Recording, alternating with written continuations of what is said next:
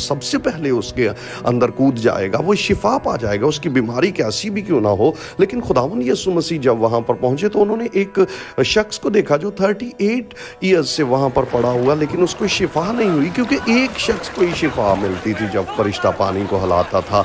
लेकिन याद रखे, खुदावंद सबको शिफा देने वाला है, और उसको मुद्दत से भी कोई गरज नहीं। जितनी भी मुद्दत हो चुकी है आपको, आप शिफा पा सकते हैं। अगर आपकी जिंदगी के अंदर बीमारी है या गुनाह के अंदर जिंदगी गुजार रहे हैं, मुद्दत की बात नहीं है। खुदावंद यीशु आज ही आपकी बीमारी को दूर करेगा। और खुदावंद ने उससे पूछा, क्या तू शिफा पाना चाहता है? खुदावंद बड़ी मोहब्बत उससे करते हैं और खुदावंद उसे शिफा दे। लेकिन वो कहता है कि मेरे पास कोई आदमी नहीं है। वो उस हौज की तरफ ही देखता जा रहा है। याद रखें, जब तक आप उन्हीं पुराने अकायद के साथ ही चिमटे रहेंगे, उनके साथ क्लिंग रहेंगे, आप कभी भी